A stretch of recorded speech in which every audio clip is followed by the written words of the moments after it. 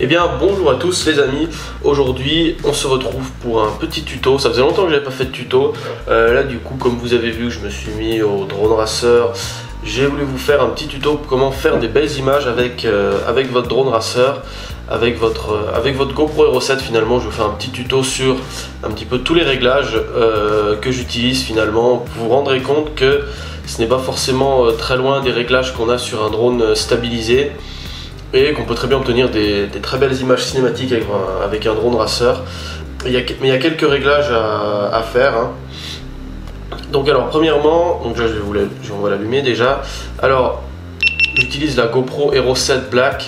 Alors vous avez plusieurs possibilités, soit vous prenez une GoPro Hero 6 ou une GoPro même Session 5, voilà, une caméra qui filme en 4K, c'est quand même le minimum requis, je dirais, une caméra qui filme en 4K. Et vous passez sous le logiciel qui s'appelle Real Steady. Donc vous allez payer votre caméra moins cher, mais vous allez devoir payer la licence du logiciel Real Steady et passer plusieurs heures derrière votre ordinateur à stabiliser les vidéos. Enfin je dis Real Steady, mais il y a peut-être d'autres logiciels de stabilisation qui fonctionnent. Soit vous faites comme moi et vous avez peut-être une stabilisation l'Hypersmooth qui est un peu moins performant qu'une stabilisation faite sur Real Steady, mais au moins vous n'avez pas à passer des heures à stabiliser vos vidéos et ça marche très bien, l'Hypersmooth de la GoPro Hero 7 ou de la GoPro Hero 8. Alors j'ai choisi la Hero 7 car la Hero 8 pour moi elle vaut pas les 120 € plus qu'on y met. Pourquoi? Parce que bon, j'ai pas vu de grosse différence sur des images que j'ai vues sur la stabilisation. Et en plus de ça, elle est légèrement plus grosse, légèrement plus lourde à mettre sur le racer. Donc je suis resté sur une valeur sûre, la GoPro Hero 7. La GoPro Hero 8 doit très bien marcher aussi, mais je suis resté sur la GoPro Hero 7. Avant de vous montrer les réglages, je voulais vous parler vite fait des supports. Là on a le support de base. Si vous volez déjà depuis un moment drone racer, vous savez très bien que c'est ce genre de support qui est vendu avec. Ça peut marcher, mais non seulement je trouve que ça protège pas assez la caméra, mais en plus c'est beaucoup plus lourd qu'un support en TPU en 3D, donc vaut mieux faire imprimer un support 3D. Et vous avez différents types de supports en TPU. Celui-là il est assez léger, il n'est pas très épais. Si vous savez que vous allez voler un peu fort et que vous faites souvent du freestyle et que vous allez cracher souvent, faites un support plus résistant. Donc assez de blabla et on va rentrer dans les réglages. Alors déjà ce que je vais vous conseiller, la première chose que je vais vous faire, c'est donc de ne pas filmer en automatique. Alors pourquoi? Le gros problème de filmer en automatique, bon, ça rend des images correctes, mais vous allez avoir en fait des changements de lumière. En fait la GoPro Hero 7 gère très mal les changements de lumière. C'est-à-dire que voilà, selon votre orientation par rapport au soleil, etc., vous allez avoir des moments où vous allez être complètement sombre et le moment d'après, hop, vous allez être presque trop éclairé, donc presque surexposé, pardon. Donc moi mes réglages sont les suivants. Alors je vais faire ça avec vous. Là on a déjà donc la résolution en 4K 25 images secondes. Pourquoi je le mets pas en 50? En 16 neuvième ça prend pas la stabilisation Hypersmooth, et de toute façon mon PC il ne suit pas du tout, il n'est pas assez puissant pour lire des images en 4K 50 images secondes, donc je reste à 25, ça suffit.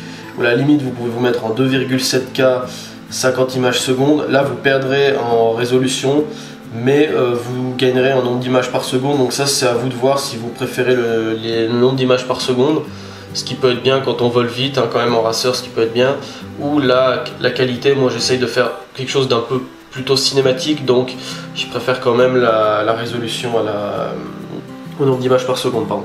Le champ de vision, le FOV, vous avez large ou super view. Moi j'utilise le super view. Alors certes avec le super view, le gros désavantage c'est que vous avez un fisheye qui est pas terrible. Après je trouve quand même qu'on voit mieux la stabilisation et je trouve qu'il marche beaucoup mieux pour le racer, le super view, sauf par exemple quand vous allez passer entre des arbres et voler vraiment à proximité d'obstacles entre les arbres, etc. Là vous voyez quand même bien l'effet fisheye et c'est un petit peu moyen je trouve quand on voit cet effet fisheye.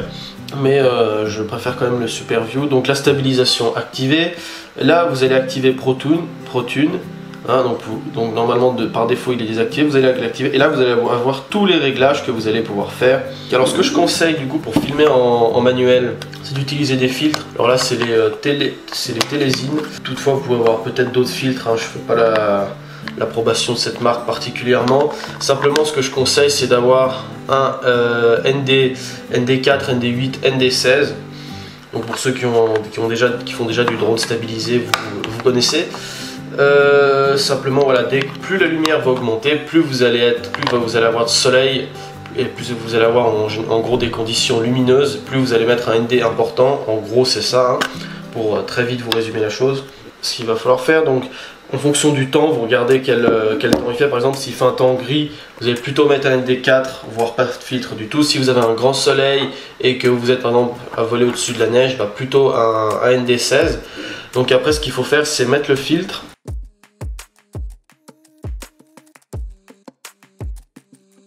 Là, vous avez donc l'obturateur, donc ou ce qu'on appelle le shutter speed. Donc le shutter doit être au double de votre nombre d'images par seconde en fait. Mais moi j'ai remarqué que le racer il va tellement vite, a tellement une vitesse beaucoup plus importante qu'avec un drone stabilisé, que moi j'augmente d'une fois le shutter, donc je le mets à 1/100. Parce que sinon vous avez un espèce de flou de mouvement quand vous faites des mouvements un peu plus rapides et tout, et ça rend pas forcément bien, je trouve. Ensuite on va à la balance des blancs, on verra après, et ensuite on va régler les ISO, donc les ISO mini à 100 et les ISO maxi à 100 aussi. Pourquoi je mets les ISO aussi bas? Déjà, pourquoi je mets ISO max et ISO mini sur la même valeur? Déjà pour éviter qu'il y ait justement des changements d'ISO et que justement ça provoque cet effet un petit peu de changement de lumière, incessant. Donc vous mettez les ISO mini au même niveau que les ISO max. Et vous les mettez à 100 ou 200 pour éviter qu'il y ait du grain sur votre vidéo. Plus vous allez augmenter vos ISO, plus la vidéo va avoir du grain. Vous pouvez les augmenter un petit peu quand même, hein, bien sûr si vous avez des conditions de basse luminosité, mais autrement vous les laissez à 100 et vous réglez votre shutter à 1/100. Là c'est ce que j'ai fait, et là vous regardez votre écran et là on voit bien que là c'est beaucoup trop sombre. Donc qu'est-ce qu'il faut faire à ce moment-là? Eh bien on change de filtre. Tac. Là vous voyez qu'en enlevant le filtre c'est tout de suite beaucoup mieux, et il n'y aurait même pas besoin de mettre de filtre là. Là je suis dans ma chambre donc c'est un peu normal, il n'y a pas une lumière, la luminosité n'est pas forte. Ça dépend aussi de la surface qu'on va filmer, hein. Si vous avez de la neige, vous allez devoir mettre un filtre un peu plus grand. Là on voit qu'en 4 c'est pareil, on voit qu'en 4 on est déjà trop sombre. Donc là dans l'idéal ce serait qu'on mette pas de filtre. Mon exemple il est foiré, mais bref. Dans la réalité, bien évidemment, vous avez plus de luminosité, et à part quand vous allez être le soir en basse luminosité, vous allez devoir tout le temps mettre en général un filtre, au moins un ND4. Et donc voilà, vous faites ces réglages là et vous regardez en fait sur votre écran si pour vous la luminosité est bien, si vous n'êtes pas ni trop surexposé ni trop sous-exposé, sachant que c'est toujours mieux à choisir, c'est toujours mieux d'être légèrement plus sombre plutôt que légèrement trop sombre. Quand on est légèrement trop sombre, on peut toujours rattraper ça un peu en post-production sur Premiere Pro, enfin sur un logiciel de montage en colorimétrie. La balance des blancs, moi je la laisse en automatique. La netteté, pareil, je la laisse sur élevé. Ensuite les couleurs, donc vous avez le choix entre les couleurs GoPro, les couleurs plates. C'est un peu comme vous voulez. Alors les couleurs GoPro, je les trouve légèrement sursaturées, etc.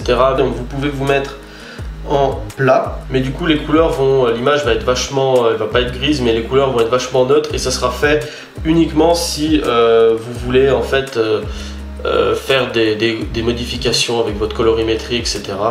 Et ça risque de vous prendre du temps. Moi je préfère laisser les couleurs GoPro, c'est légèrement sursaturé je trouve, mais tant pis, voilà, je perds pas de temps à passer devant mon écran à faire de la colorimétrie, etc. Audio non, le micro vous le mettez en mode vent, de toute façon moi je l'enlève le son de la GoPro. Voilà un petit peu les réglages vidéo du coup de la GoPro, j'espère que vous m'avez compris.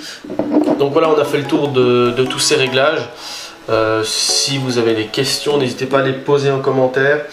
Je sais que ce tuto a déjà été fait plusieurs fois, mais je voulais vous partager un petit peu comment moi j'ai un petit peu, on va dire entre guillemets, analysé la chose, parce que j'ai volé déjà un petit peu avec cette GoPro, et j'ai un petit peu cherché pendant plusieurs semaines un petit peu quel réglage j'allais utiliser, et là je pense avoir trouvé à peu près mes bons réglages.